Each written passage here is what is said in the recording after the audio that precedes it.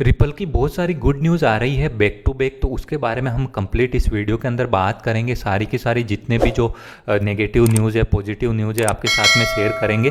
साथ ही साथ टेक्निकल भी काफ़ी परफेक्ट तरीके से वर्क कर रहा है रिपल के लिए, तो उसके बारे में भी हम कंप्लीट बात करने वाले हैं। अगर आप रिपल होल्डर हैं या रिपल में इंटरेस्टेड है तो डेफिनेटली ये वीडियो आपके लिए बहुत ज़्यादा इंपॉर्टेंट हो सकता है। वीडियो को अंत तक जरूर देखिएगा। अभी तक आपने हमें फॉलो नहीं किया तो डेफिनेटली कर सकते हो, जिससे कि आपको रेगुलरली क्रिप्टो करेंसी की अपडेट इस चैनल पर मिलती रहें। साथ ही साथ हमारा टेलीग्राम चैनल ज्वाइन कर सकते हैं, जहां पर आपको जैसे रिपल की कोई भी अपडेट आती है तो सबका वीडियो बनाना पॉसिबल नहीं होता है, तो वो आपके साथ में सबसे पहले शेयर करने की कोशिश करते हैं। साथ ही साथ हम क्रिप्टो सिग्नल्स देते हैं आपको, तो वो भी आप ले सकते हैं और वहां से अच्छा खासा प्रॉफिट जनरेट कर सकते हैं। तो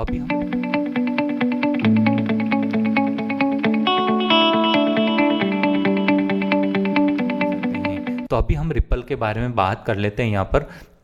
तो रिपल यहाँ पर अभी भी फोर्थ प्लेस पे बना हुआ है कॉइन मार्केट कैप के अंदर।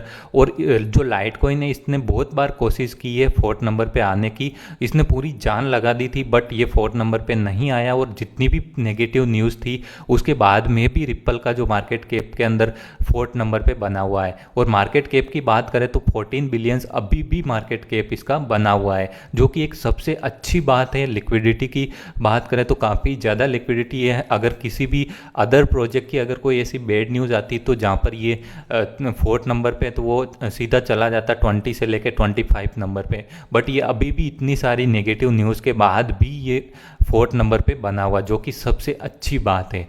और जहाँ पर हम रिपल की बात करें तो यहाँ पर रिपल के सीईओ ब्रेड गार्लिंग हाउस की तरफ से यहाँ पर 8 जनवरी को एक बिग अपडेट्स आई है। जितने भी यहाँ पर इश्यूज़ हुए हैं उसके बारे में और इनके फ्यूचर्स क्या प्लानिंग है उसको लेकर यहाँ पर बहुत सारी इन्होंने अपडेट दी थी, जिसमें कि आप जाके इनके कमेंट सेशन में देखेंगे तो बहुत सारा कम्युनिटी की तरफ से बहुत अच्छा रिस्पॉन्स मिला। जहाँ पर आप देखते हैं कि ट्रॉन के जो सीईओ हैं उसकी तरफ से अगर कोई भी पोस्ट आता तो उसके नीचे आप जाके देखिए कि कितने जो गलत कमेंट्स आते हैं लोगों के, किस तरह से रिएक्ट करते हैं लोग।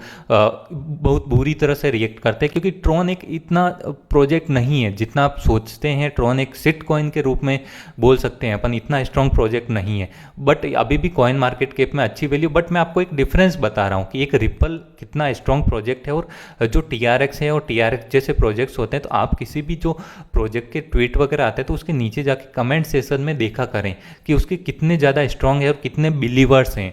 तो आप देखेंगे तो यहाँ पर आपको कितने सारे अच्छे कमेंट्स मिल जाएंगे, रिट्वीट्स मिल जाएंगे, जो कि एक सबसे अच्छी बात है कि कम्युनिटी कितना इसको सपोर्ट कर रही है।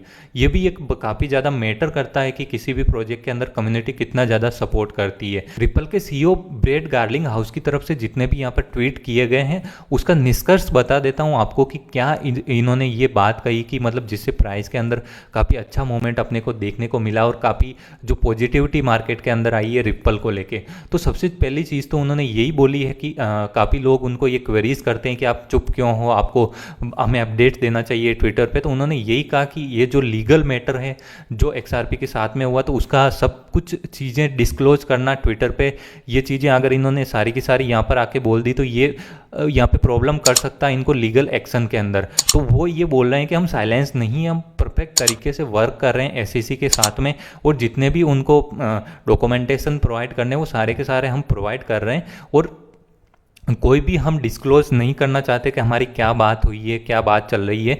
वो जब तक एक फाइनल डिसीजन नहीं आ जाता तब तक ये कुछ भी डिस्क्लोज नहीं कर सकते हैं। ये अगर इन्होंने किया तो कुछ लीगल एक्शन और ज़्यादा हो सकता है।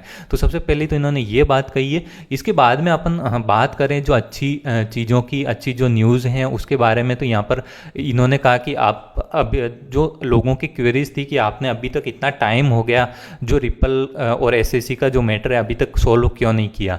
तो यहाँ पर इनका कहना है कि हम कंटिन्यूस SEC के साथ में बातचीत कर रहे हैं, और जो लीगल एक्टिविटीज़ होती है उसके अंदर टाइम लगता है। ऐसा नहीं कि जैसे अभी इंडिया के अंदर भी आप देख सकते हैं कि जितने भी कोर्ट के अंदर कोई भी मुकदमा जाता है, कोई भी इश्यू जाता है, तो वहाँ पर आपको कितना टाइम, इवन 10-10 साल 20-20 साल तक लग जाते हैं। बट US में इतना टाइम नहीं लगता, अभी तो ज़्यादा टाइम भी नहीं हुआ।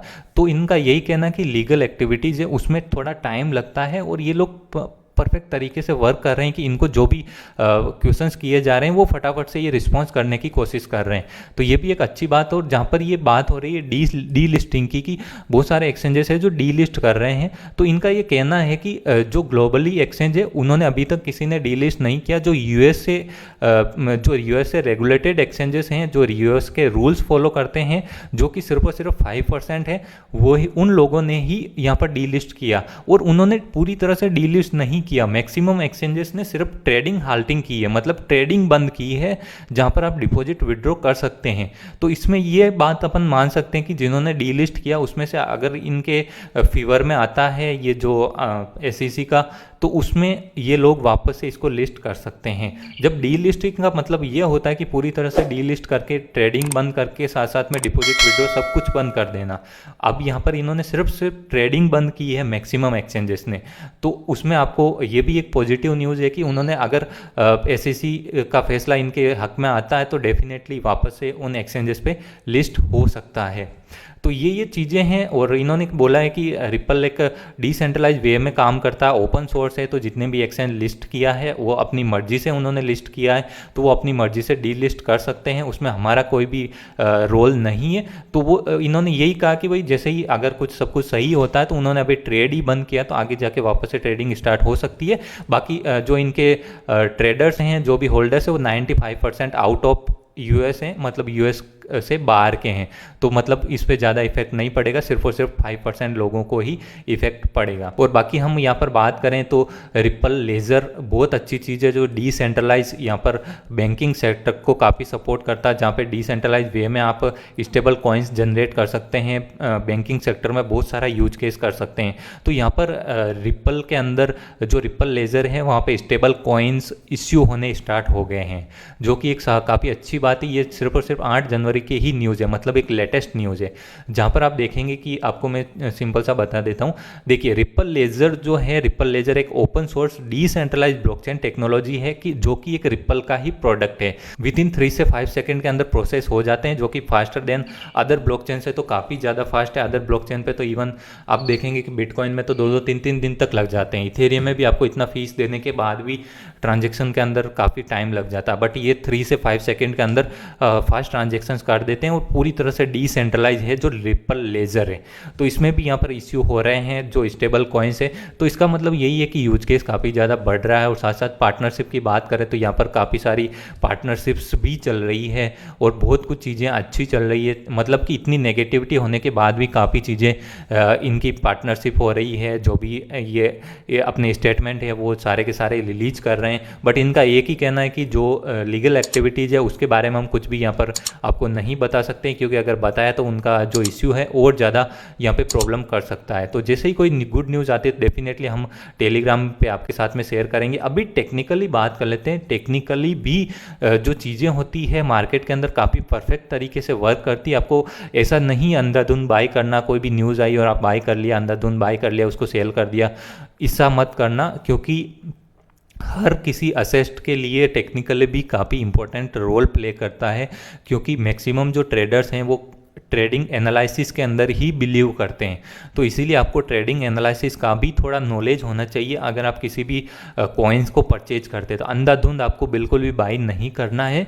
अभी जैसे रिपल की काफ़ी सारी गुड न्यूज़ आ रही है, सब कुछ हो रहा है, रिपल जाने को कल भी $50 भी चला जाता, बट यहाँ पर आप देखिए कि एक इम्पोर्टेंट रेजिस्टेंस लेवल है जिसको कि रिपल फेस कर रहा है, इसको यहाँ पर क्रॉस नहीं कर पा रहा है। तो इसको जैसे ही क्रॉस करेगा, मतलब ये जो 25 रुपये का जो लेवल है, रेजिस्टेंस लेवल है, अगर इसको क्रॉस करता तो ये मैक्सिमम पॉसिबिलिटी है कि रिपल का प्राइस सीधा का सीधा यहाँ पे 35 जा सकता है विद इन फ्यू मिनट्स और विद इन फ्यू डेज के अंदर, क्योंकि एक लेवल बन चुका है, एक रेंज बन चुका है, ये वाला रेंज जो कि काफ़ी ज़्यादा इंपॉर्टेंट इसका रेजिस्टेंस लेवल है। अगर इसको ब्रेक करके ऊपर जाता तो डेफिनेटली एक बड़ा मूव XRP के अंदर अपने को शॉर्ट टर्म में भी देखने को मिल सकता है। इसीलिए आपको जो ये रेजिस्टेंस लेवल है इसको मॉनिटर करते रहना चाहिए, जो कि है $25 का। अगर इसके नीचे रहता तो आपको एक बाइंग अपॉर्चुनिटी मिल सकती है $20 के आसपास की, तो वहाँ पर आप डीप बाइंग कर सकते हैं। अभी आपको रिस्क लेने की ज़रूरत नहीं है।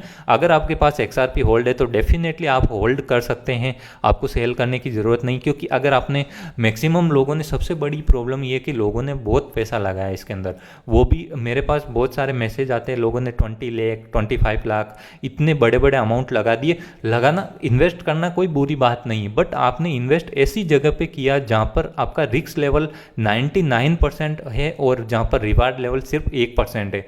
उस जगह पे आपने इन्वेस्ट किया, तभी जाके सबसे बड़ा इश्यू आपके साथ में यही हुआ कि आपको इतना बड़ा लॉस हुआ है।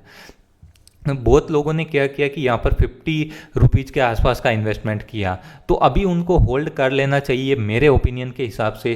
क्योंकि अभी पॉजिटिव न्यूज़ भी आ रही है, टेक्निकली भी काफ़ी स्ट्रॉन्ग ही आप बोल सकते हैं, अक्यूमुलेट करता है। अगर इस रेंज पे बार बार रिजेक्शन हो रहा 2-3 दिन से, बट अगर यहीं एक्यूमुलेट करता है तो डेफिनेटली एक बड़ा ब्रेकआउट होकर इसको 35 ले जा सकता है। अगर आपको बाय करना तो देखिए, जो डेली रेंज है जहाँ पर आप देखेंगे 25 से लेके ये सीधा चल रहा है 20 रुपीज़ के बीच में, मतलब 5 रुपये के डिफरेंस चल रहा है। तो आप अगर शॉर्ट टर्म ट्रेडर है तो आप 20 पे बाय करके 25 पे सेल करके भी आप यहाँ पे प्रॉफिट जनरेट कर सकते हैं। बाकी अक्यूमुलेशन जोन है ये, यहाँ पर जितनी देर तक रोकेगा उतना ही बड़ा, जिस दिन ब्रेकआउट होगा तो उतना ही बड़ा यहाँ पर ब्रेकआउट होगा। आप देखिए ये हिस्ट्री रिपीट करके आप देखिए 2 सितंबर से लेके यहाँ पर 11 नवंबर तक अराउंड 2 महीने तक ये एक्यूमुलेट किया था इस जोन पे, और इसके बाद में जो ब्रेकआउट हुआ, अगर किसी बंदे ने इस एक्यूमुलेट जोन को मेज़र करके अच्छे से फॉलोअप करके अगर किसी ने परचेज किया होगा यहाँ पे 18 रुपये में, तो उसका पैसा सीधा का सीधा यहाँ पर अराउंड आप देखेंगे कि 4x हो चुका है।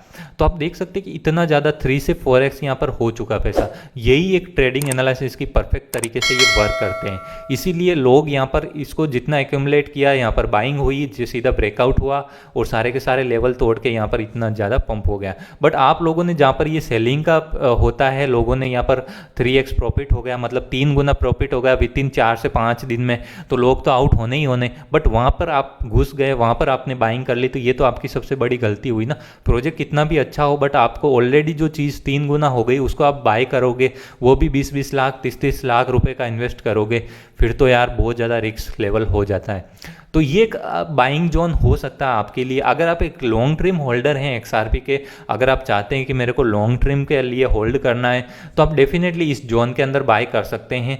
यहाँ पर आपको 20 रुपये के आसपास, और इसको लॉन्ग टर्म होल्ड कर सकते हैं। अगर आप शॉर्ट टर्म ट्रेडर हैं कि मेरे को तो भाई शॉर्ट टर्म में ही प्रॉफिट अर्न करना है, तो जैसे ही यहाँ पर कोई क्लोजिंग 4 आवर की या फिर 1 डे की क्लोजिंग $25 से ऊपर होती है, तो वहाँ पर आप विथ $24 के स्टॉप लॉस के साथ में यहाँ पे परचेज कर सकते हैं, जहाँ पर आपका टारगेट सीधा का सीधा 35 रुपीज़ होगा, जो कि एक परफेक्ट और इंस्टेंट टारगेट हो सकता है, जहाँ पर आपको आउट हो जाना है 35 रुपीज़ के आसपास। और अगर आप लॉन्ग टर्म होल्डर हैं तो भी अगर आपका प्राइस यहाँ पर चला जाता तो आपको थोड़ा सा से सेल कर देना चाहिए। यहाँ पर इसको रेजिस्टेंस को फेस करके मैं भी थोड़ा सा डाउन आया और यहाँ से ऊपर चला जाए, तो इस तरह से आप फॉलोअप कर सकते हैं। टेक्निकली भी बहुत परफेक्ट तरीके से वर्क कर रहा है, और ये काफ़ी ज़्यादा एक स्ट्रॉन्ग सपोर्ट बन चुका, जो कि 12 रुपये के आसपास का है। तो अभी के लिए पॉसिबिलिटी 99% तो ये बिल्कुल भी पॉसिबिलिटी नहीं है कि ये 12 रुपये या 15 रुपये के नीचे आएगा। बट अगर मार्केट सिचुएशंस, क्योंकि BTC काफ़ी ज़्यादा पंप हो चुका है, अगर BTC के अंदर सडनली बड़ा क्रैश आता है, बड़ा ड्रॉप आता है, तो डेफिनेटली अपने को XRP बहुत ईजी तरीके से 15 रुपये पे आपको देखने को मिल जाएगा, जहाँ पर आपको बिग बाइंग अपॉर्चुनिटी मिलेगी, जहाँ पर आप बाय करके एक लॉन्ग टर्म विजन के साथ में इसको होल्ड कर सकते हैं और काफ़ी अच्छा खासा यहाँ से प्रॉफिट जनरेट कर सकते हैं। बट आपको सारी की सारी चीज़ें यही ध्यान रखनी है कि जो मार्केट सेंटीमेंट है उसको प्रॉपर तरीके से मेजर करते रहना चाहिए, क्योंकि अभी ये बुल मार्केट है, जहाँ पर अगर आप यहाँ पर एंट्री ऊपर की तरफ ले लेते हैं तो आपके लिए काफ़ी ज़्यादा रिस्क फैक्टर हो सकता है। आपको यही ध्यान रखना, अगर आप लॉन्ग टर्म होल्डर हैं तो ट्राई करो जितना डिप में मिले वहाँ पर बाय करो, आपको ऊपर बाय नहीं करना। जब आपको यहाँ पर मैंने वीडियो भी बनाया था कि ये काफ़ी अच्छा जोन है, आप लोगों ने यहाँ पे 16 रुपये में बाय नहीं किया, और अभी जब इसे 25 रुपये चल रहा, तो मेरे टेलीग्राम ग्रुप के अंदर इतने सारे मैसेजेस आ रहे हैं कि मैं 25 रुपये पे बाय कर लूँ क्या। आप ऐसा क्यों करते हो? जब कोई चीज़ डाउन होती है तब आप बिल्कुल भी थिंकिंग नहीं रखते हो, नेगेटिव थिंकिंग रखते हो, उसको बाय नहीं करते हो जब ऑलरेडी जब सेलिंग का टारगेट होता। मैंने खुद ने यहाँ पर इस XRP को 17 रुपये के आसपास बाई किया था और विद इन एक ही दिन के अंदर अंदर आप देखिए एक ही कैंडल में मेरे को यहाँ पर इतना पंप हो गया और मैंने 26 के आसपास सेल करके आउट हो गया। अच्छा प्रॉफिट हो गया मेरे को 30% 40% का। फिर मेरे को कोई दिक्कत नहीं, अभी ऊपर जाए नीचे आए कोई प्रॉब्लम नहीं, मैं अभी टारगेट रखूंगा कि 20 रुपीज़ के आसपास वापस से बाई कर लूँगा। तो मेरे को एक तो अच्छा खासा प्रॉफिट हो गया, एक अच्छा खासा मतलब मेरे पास ज़्यादा अमाउंट के अंदर XRP मिल जाएगा। मैं उस हिसाब से अगर लॉन्ग टर्म होल्ड करना होगा तो मैं इसको लॉन्ग टर्म होल्ड करके यहाँ पे रखूँगा, तो मेरे को ज़्यादा XRP होंगे तो मेरे को अच्छा प्रॉफिट वहाँ पर होगा। इस तरह से आपकी जो ट्रेडिंग एनालिसिस और जो ट्रेड आप किस तरह से करते हैं, लाइक आप शॉर्ट टर्म ट्रेडर हैं, लाइक आप लॉन्ग टर्म ट्रेडर है, उस हिसाब से आपको ट्रेड करनी चाहिए। अगर आप शॉर्ट टर्म ट्रेडर है तो आपको हर जो टारगेट पॉइंट है, हर जो रेजिस्टेंस लेवल है उस पर आपको आउट होना पड़ता है और हर सपोर्ट पे आपको परचेज करना पड़ता है। तो इस तरह से आप ट्रेड कर सकते हो। डेफिनेटली एक रिपल काफ़ी अच्छा कॉइन आगे जाके साबित हो सकता है और आपका जो पोर्टफोलियो काफ़ी ज़्यादा इंक्रीज कर सकता है। बट आपको टेक्निकल और फंडामेंटली दोनों को मॉनिटर करते रहना चाहिए। और भी मैं चार्ट वगैरह अपने टेलीग्राम चैनल पे शेयर करूंगा, तो आप टेलीग्राम चैनल ज्वाइन करके रखना और वहाँ पर आपको regularly trading and fundamental analysis वहाँ पर XRP का मिलता रहेगा। थैंक यू सो मच पूरा वीडियो देखने के लिए।